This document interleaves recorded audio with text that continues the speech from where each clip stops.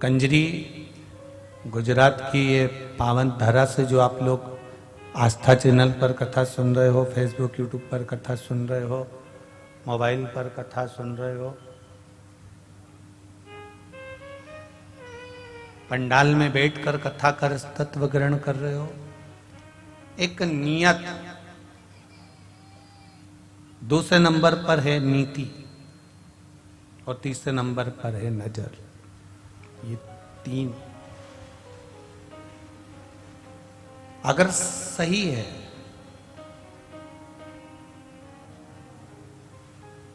हमारी नियत ठीक है, हमारी नीति ठीक है, हमारी नजर ठीक है, तो ये निश्चित है कि पूरी सृष्टि फिर आपकी है और आप सृष्टि के हो।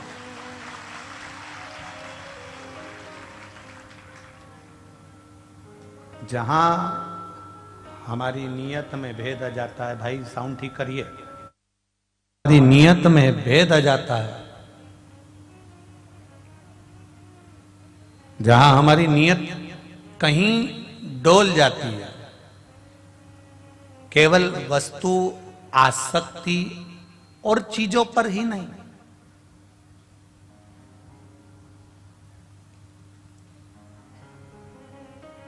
एक अपनी नियत अगर हमने सही रख ली है, फिर नीति, हम जिस कार्य को कर रहे हैं उस कार्य को करते समय कहीं हम किसी का मन तो नहीं दुखा रहे, हम किसी को कष्ट तो नहीं दे रहे, हम किसी को तकलीफ तो नहीं दे रहे, हम किसी को त्राड़ तो नहीं दे रहे हैं, हम किसी को कष्ट तो नहीं दे रहे हैं।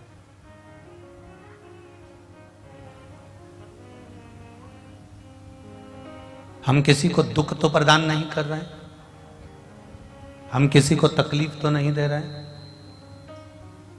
आपकी नीति क्या कह रही है?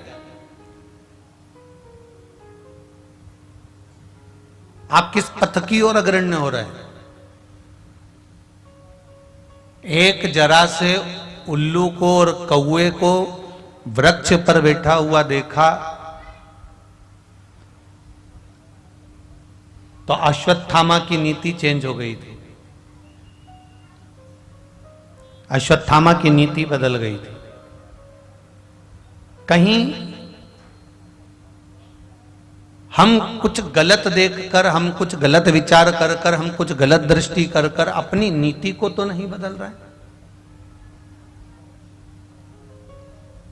अगर हमारी नियत ठीक है, हमारी नीति ठीक है, और नीति भी हमारी परमात्मा को पाने की, भगवान की भक्ति को करने की, अविरल भक्ति को करने की, स्मरण को करने की।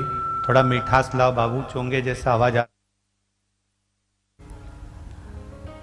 नीति और नियत, नियत के अंतर्गत यदि हम किसी को भी त्राड़ दे रहे हैं, हम किसी को कष्ट दे रहे हैं, हम किसी को तकलीफ दे रहे हैं, तो वो ठीक नहीं है, हमारे श्रेष्ठता नहीं है हमारे। और तीसरे नंबर पर है हमारी नजर।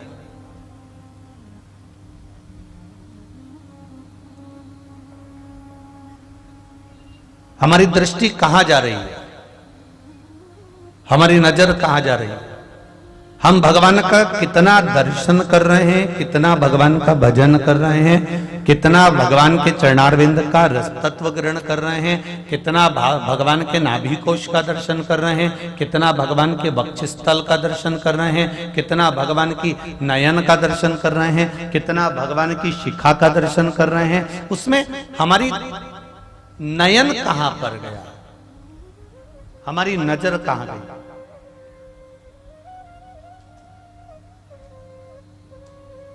तो शिव महापुराण की कथा कह रही है, तीन तत्वों को हमें ध्यान रखना है, एक हमारी नियत पर, एक हमारी नीति पर, और एक हमारी नजर पर। शिव कथा कहती है मेरे देवाधिदेव महादेव के तीन नेत्र हैं, और वो तीन नेत्र कोई साधारण से नहीं है।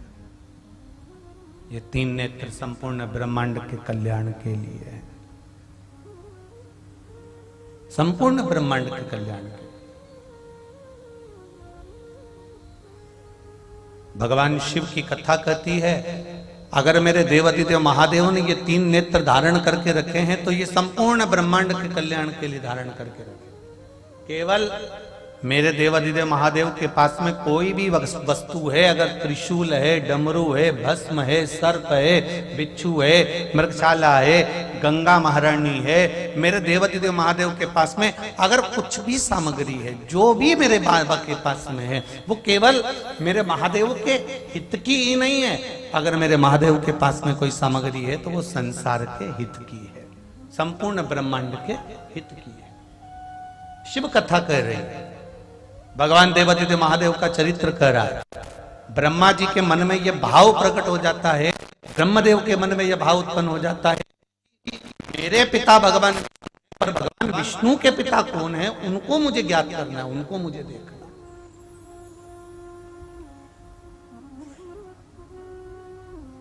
मैं उनको देखूं।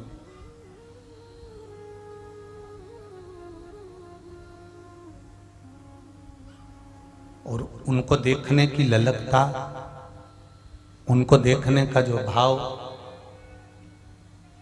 ब्रह्मा जी के हृदय में प्रकट हो गया, ब्रह्मदेव के मन में प्रकट हो गया। और ब्रह्मा जी के मन में जब भाव प्रकट हुआ तो ब्रह्मदेव भगवान नारायण के पास में जाकर खड़े हो गए और भगवान विष्णु से जाकर प्रार्थना करने लगे कि मुझे मेरे पिता का नाम भी ज्ञात में है, मुझे मेरे पिता का स्मरण भी है, पर मैं मेरे नारायण के पिता का स्मरण नहीं कर पा रहा हूं, मैं भगवान विष्णु के पिता का स्मरण नहीं कर पा रहा हूं।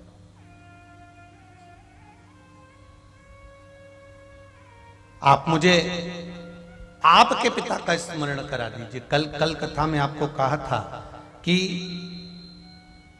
अगर हमको अपना पुराना कुछ क्रम देखना हो तो तहसील में जाना पड़ता है, और अगर हमारे पूर्वजों का क्रम देखना हो तो हमें वेद और पुराणों को उठाना पड़ता है। पर ब्रह्मा जी वेद और पुराण नहीं उठा रहे हैं। ब्रह्मा जी जिन वेद और पुराण की रचना करने वाले हैं, ब्रह्मदेव, उन भगवान नारायण के पास में जाकर खड़े होकर पूछते हैं कि आपके पिता का स्मरण मुझे करा दीजिए। आपके पिता कौन है? भगवान शिव